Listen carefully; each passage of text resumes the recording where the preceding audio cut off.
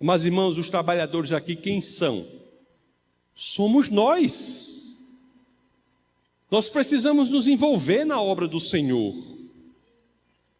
Precisamos disso para a nossa alimentação espiritual, para que nossa vida seja plena. E é bom saber que quem vem nos chamar para isso é o proprietário. É o proprietário, é o próprio Senhor. Deus quer, para o nosso próprio bem, que nós nos envolvamos na obra dele. Ele quer nos dar um trabalho.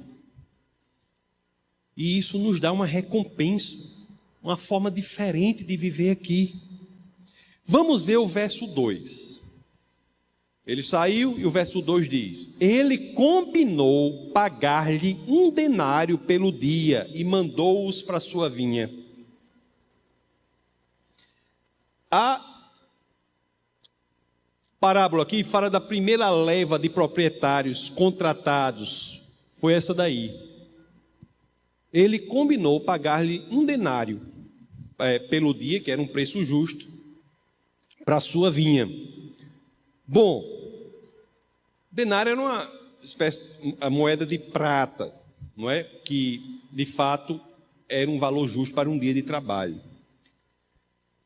O que vai dizer aqui é que depois, às 9 horas da manhã, o proprietário encontra mais gente desocupada. O proprietário está sempre em busca de trabalhadores.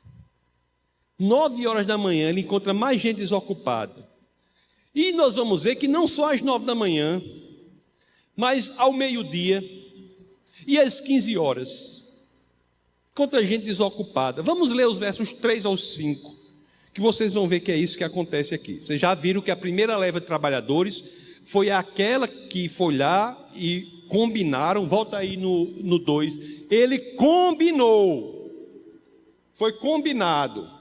Os trabalhadores foram após esse acordo aí. Ele combinou pagar 1 denário e eles foram. Agora vamos ler o 3 ao 5, vamos ver que há uma outra leva. Mateus 23 diz assim: por volta das 9 da manhã, ele saiu e viu outros que estavam desocupados na praça e lhes disse: vão também trabalhar na vinha e eu lhes pagarei o que for justo. E eles foram. Saindo outra vez por volta do meio-dia e das 3 da tarde, fez a mesma coisa. A primeira leva de trabalhadores combinaram o valor e os trabalhadores foram. A segunda leva, das 9, 12 e 3 da tarde, foram também, mas foi do mesmo jeito da primeira leva? Não. O que foi que houve aqui? Não houve acordo, ninguém combinou quanto à recompensa. Eles foram diante de uma promessa. E qual foi a promessa que o proprietário fez? Eu lhes pagarei, é o 4, volte para o 4, por favor. Eu lhes pagarei o que for justo. Nós temos aí grupos que diferem. Conforme eu disse, esse grupo aí, das 9, das 12 e das 3 da tarde, das 9, das 12 e das 15, esse grupo foi, não porque combinou um valor, mas foi diante da promessa que lhes seria pago o que era justo, sem eles nem saberem quanto era. Estão me acompanhando? Já eram 17 horas agora, final do dia, chegando perto do final do dia do trabalho, e lá estava o proprietário, incansavelmente procurando pessoas para o trabalho, pessoas para se envolverem na obra, em busca de quem pudesse trabalhar. E vamos ver o versos 6 e 7 que discorrem sobre este outro grupo, que são os trabalhadores já das 17 horas. Mateus 26, 20, verso 6 diz assim: saindo por volta das 5 horas da tarde, encontrou ainda outros que estavam desocupados e lhes perguntou: Por que vocês estiveram aqui desocupados o dia todo? E o 7, por que ninguém os contratou? Responderam eles. Ninguém nos contratou, responderam eles. O proprietário então lhes disse: vão vocês também trabalhar na vinha. O que ocorreu aqui? Aquele terceiro grupo foi trabalhar sem nenhuma menção, seja específica ou promessa de recompensa justa. Foram simplesmente obedecendo. Obedeceram, aceitaram o convite do proprietário e nada mais. Vão vocês também trabalhar na vinha. Não falou em recompensa, não promessa, eles simplesmente foram. Chega então o final do dia, meus irmãos, e a hora do pagamento. E é aqui agora que a gente vai ver que tem a aplicação da lógica do reino, que difere da lógica do mundo. E somos muitas vezes impressionados pelo resultado dessa lógica do reino, porque não estamos acostumados com a lógica do reino. O mundo nos chama para que operemos de acordo com essa lógica mundana. E é aqui que nós vamos ver lá em Mateus 8. Ao cair da tarde, o dono da vinha disse a seu administrador: chame os trabalhadores e pague-lhes o salário, começando com os últimos contratados e terminando nos primeiros. Já chama a atenção aí o fato de começar a pagar pelos últimos. Tem alguma coisa errada aqui? E se isso está chamando a atenção de você, está impressionando você, se a lógica que o reino, que está sendo ensinada sobre o reino, já nos impressiona, porque chamou-se primeiro o último, chamaram-se os últimos primeiro, vamos ver como vai ficar muito mais impressionante agora. A estranheza é muito maior do que com o que nós vamos ver depois aqui em Mateus 20, verso 9. Vieram os trabalhadores contratados por volta das 5 horas da tarde e cada um recebeu um denário. Os que foram trabalhar às 5 da tarde, sem combinar nada, sem nenhuma promessa, sem nada, foram porque obedeceram ao convite, aceitaram o convite e foram, receberam um denário, o preço justo, o pagamento do dia de trabalho. Quando, amados irmãos, o primeiro grupo viu isso aí, deve ter dito assim: pronto, se esse pessoal que chegou agora receber um denário, o meu salário vai ser quanto, né? Estou feito, vou receber não sei quanto. Vamos ver aqui. O pessoal dizia: eu que fiquei o dia todo, das 6 da manhã às 6 da noite. Se o cabo que chegou às 5 da tarde ficou até às 6, recebeu um denário, eu vou receber quanto? Mas não foi isso que aconteceu. Vamos ver o verso 10. Deixa eu ver aqui. Vamos ler o 10, o 11 e o 12. Quando vieram os que tinham sido contratados primeiro, esperavam receber mais. Mas cada um deles também recebeu um denário. Quando receberam, começaram a se queixar do proprietário da vinha, dizendo-lhe: esses homens contratados por último trabalharam apenas 1 hora, e o Senhor os igualou a nós, que suportamos o peso do trabalho e o calor do dia. O verso, a gente leu até o 12 aqui, o verso 13, que é o subsequente ao que lemos, e que ele, vamos entender que ele nos dá uma lição profunda e marcante, radical dessa parábola. Diante da surpresa do grupo que recebeu a mesma coisa que os outros que chegaram às 17 horas, trabalharam só 1 hora. Vamos ler a lição aqui no verso 13, Mateus capítulo 20, verso 13.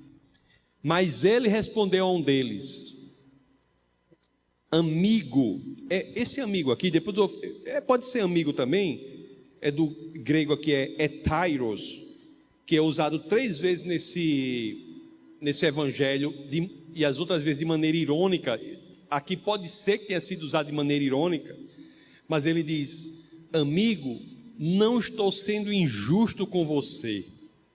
Você não concordou em trabalhar por 1 denário? Você não concordou? Não foi o acordo? Você não está recebendo o que foi acordado? Por que você está assim? Por que você está assim?